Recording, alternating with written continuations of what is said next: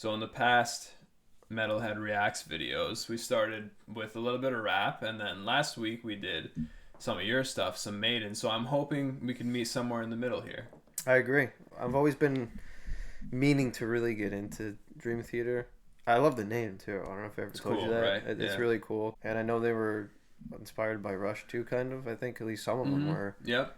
And I love Rush, if anybody doesn't know. I'll talk a little bit more about that when I play this first song, but first, why don't you tell me a little bit of the background that you know about the actual band? They met at Berklee School of Music. I know Mike Portnoy, who's like a fantastic drummer. He's just weird. Yeah, it's an understatement. Was he like the main starter of the band? Like he got everybody together? So actually, it was John Petrucci, the god of the guitar player in this band, and John Myung, the god of the bass player in this band. They knew each other since, I believe, grade school, and they both went to Berklee, and that's where they met Portnoy.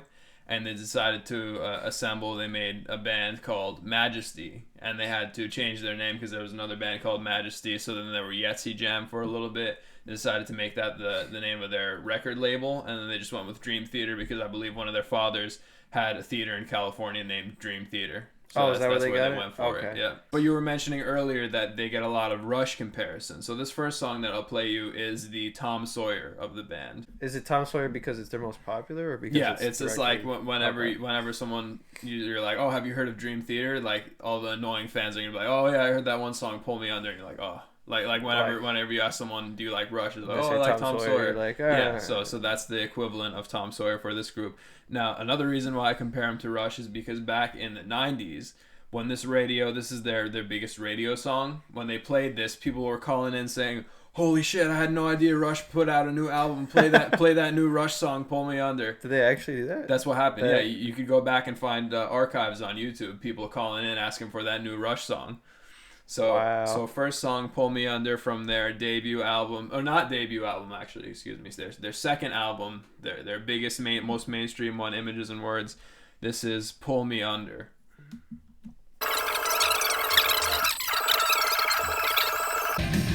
So I want to pause it right here just for a second. So far, can you hear the Rush comparisons? I hear the huge comparison, except for two key points.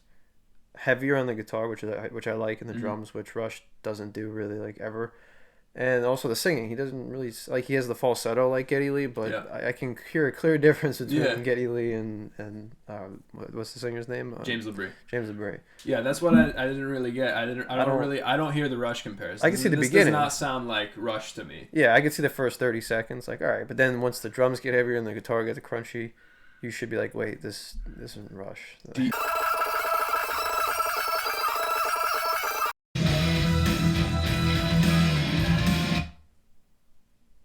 That was actually it. What was that? I stopped it a little bit earlier because I didn't want to skip to the next song, but it does kind of just abruptly end. Oh, okay. All right, cool. Very, very nice. All right, so what do you think? I'd say it was pretty good. You like it? I have to say it was pretty good. I liked the intro was really great with the effect in the guitar. It was like spacey. Yeah. Spacey feel, which I saw on the album cover. The outside is space. Space, and remember that because you'll see that on the next album cover here. Oh, it's space? Yeah. Space, yeah. They're on the move. The guitar, like I said in the beginning, was really cool with that effect on it. I don't know what he had on the guitar for effects, but it was really cool. The drums were really cool, really heavy. That was Mike Portnoy, right? Portnoy, yeah. Yep. And then it turned into the crunchy guitar, which I thought was really cool. And the thing about the intro was it was like really epic, kind of like pulled you into the song, making you excited for what's to come next. And then pulled you under. Because you're not afraid. So what would you rate that song? 8 out of 10. 8 out of 10? Yeah, wow, yeah. All right. There we go. Starting off strong. All right, so this next two songs, this is a two-part song. They kind of mesh into each other. That's why I put both of them on here. It's from my personal favorite album ever, Awake, and it came out in 1994. And these aren't my two favorites on the album, but my favorite would probably be either Caught in a Web or Innocence Faded. But these two are the premier songs on that album. So I'll go ahead and start that up. Also, I thought you liked these more than the other ones that I like.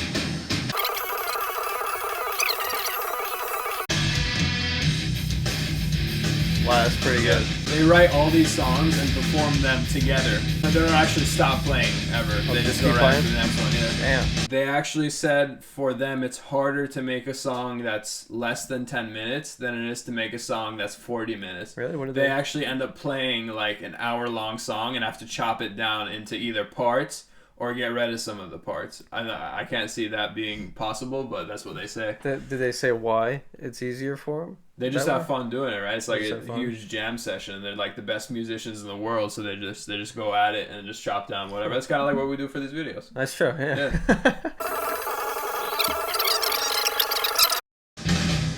All right, so the first one, Mirror, right? Mm-hmm. It's pretty good, honestly. You liked I really liked it. The intro was like really good.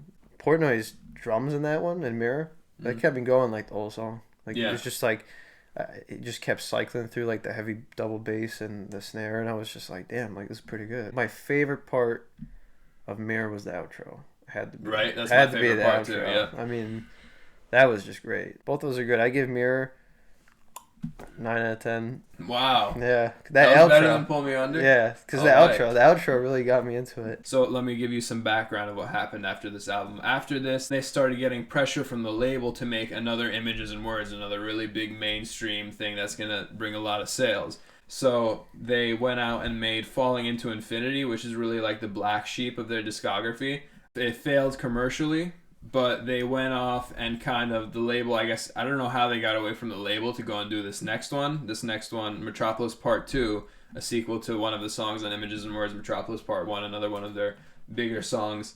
And this is a concept album, so if you really like Meaning, there's actually a really, really cool story behind this one, and I think we need a separate reaction video for this one. Okay, all right. These next two songs, Overture 1928 and Strange Deja Vu, another two-part song, are kind of the intro, not to the album, but the intro of that story, so you'll hear that in the lyrics. This first one's an instrumental, though. Oh, it is? Yeah. Oh, instrumental. Oh, that face is creepy. Yeah. Oh my gosh.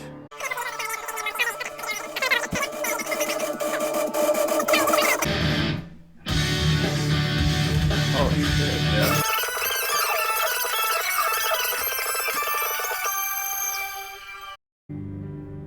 And then it transitions into the next song, which sounds just like this, obviously, but we'll do that album later. So, what do you think?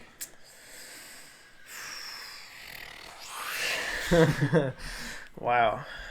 That was like something else. Right. Well, that was like, yeah, that was like the completely like turned up the, damn, I don't know, they just like turned the notch up for that one. Like, see, like they were really pressured and they were just like, yeah, that's by far, I think that's like the best two-song combination they've ever done. Like if I was the label or the producers, and I was like demanding a good like album, and they came in there and played that for me, I would just be like, all right. Yeah, like, that was their way of like, sit down and shut the fuck up. Yeah, I would sit down after that. I'd be like, all right, good job. The transition was great. The intro was very dope. very dope. Both songs combined was just all over the place with just talent. It's just like talent was just like, you know, seeping out of the speakers, because it's just like, it's insane. I mean, most people would dream to play like Dream Theater, get it? Yeah. Most people would dream to play like that. I mean, and also the thing that caught my attention in the Deja Vu, I thought his singing was a lot better. Oh yeah. I thought at first I was like, wow, this is the same guy, like. And what's cool is that Petrucci backs his vocals too. So thinking about all the shredding he was doing, and he's singing like a bird too at the same time. Yeah, he does it live. That singing was a lot better than the other ones. Wow, you know, I'd be lying if I didn't give both of those a 10. Yeah, there we go. I was waiting for that. I have to.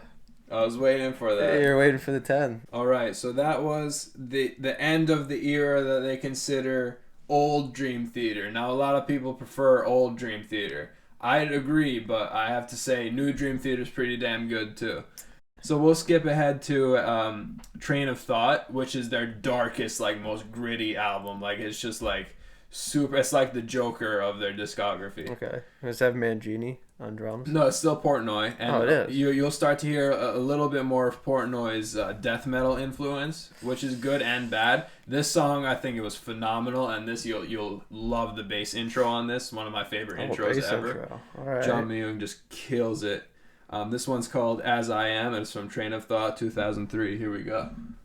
Well, the album cover's cool. Oh, you can see the album cover is dark too. Yeah.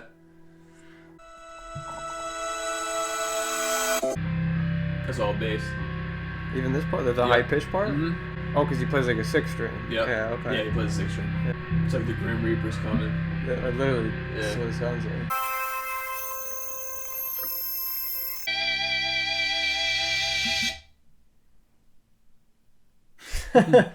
So that was pretty good. It was definitely dark, definitely like heavy metal. Mm-hmm. The bass intro was really cool, but I guess just in general, like I have a hard time picking out my Myung's bass. I don't know why. Like I'm really trying. I think because everyone's just so talented, they're just like all showing off. Yeah. And it's just like I think with most hard. songs you kind of have to try to listen for the bass, right? You do, unless it's Rush. But, Yeah. you know, but I give that song probably 7 out of 10. 7 out of 10. Yeah. Nice. So this next song, you know the SpongeBob meme with the antidote where they opened the window and the juice came flooding in? Yeah. So this is the musical equivalent of that. It's just nonstop. Just like if I took a fire hose and just like let it crank on you for like 7 minutes straight. Because it's just like so hardcore banging in your face. But it's some of the best bass I've ever seen. I'll play you the bass ISO after we're done with this video. But Panic Attack, I have been hyping this up. So let's You have see. been. I'm excited. Yep. Oh, there we go. Let's do this. This is bass. Fingers moving.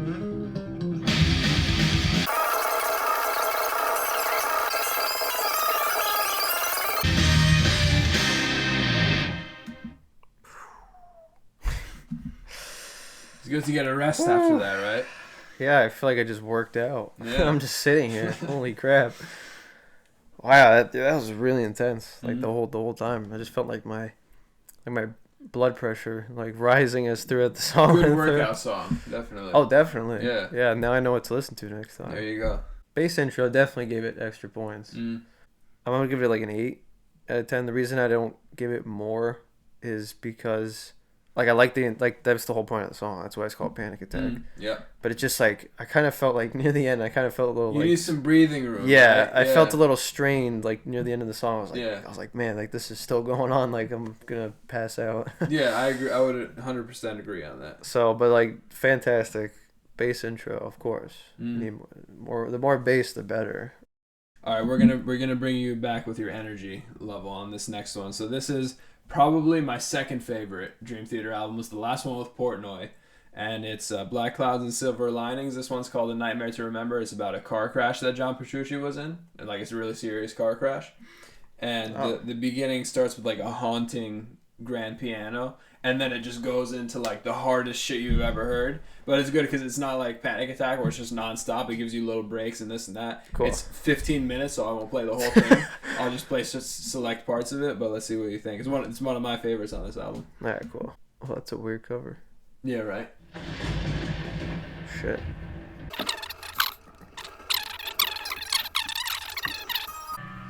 Sounds like the beginning of like a Michael Myers movie. Yeah, right. Yeah.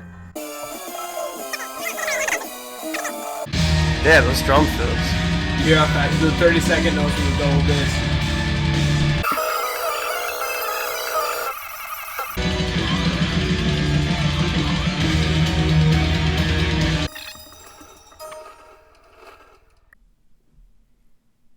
Very cool intro and outro. Crazy very long song, but yeah. Very long too. Yeah. Yeah. Whew.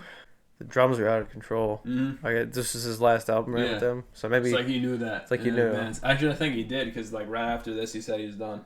He probably did know. He's Yeah. probably like, I'm gonna go hardcore. And then I'd have to say 7 out of 10. Yeah. All right, so I have like 4 more songs on here, but what are we like hour number? Like hour an number hour 2 already. So I'll just finish. I won't play any of the Mangini stuff. Maybe we'll save that for part 2. That's actually a good idea. Yeah, part 2, Yeah. Mangini, Dream Theater. Yeah. So we'll finish here with Wither, which is the last song with Portnoy. Minecraft. Which is like so fitting. Is this like 30 minutes long? Or? No, it's 5 minutes long, but it's fitting because it's like a really. I think it's about Petrucci losing one of his family members, or that's what I've gathered from some of the memes that I've seen. But it sounds like it's his last song, so here it is. It's like intense but like emotional at the same time. This is on my depression playlist. This is that. I thought the vocals were significantly better on this song too. No, I agree. Like when he tries to do falsetto too high is when I lose interest. It was pretty good. I'll start by just saying like 8 out of 10. The vocals were a lot better. The guitar in the beginning was great.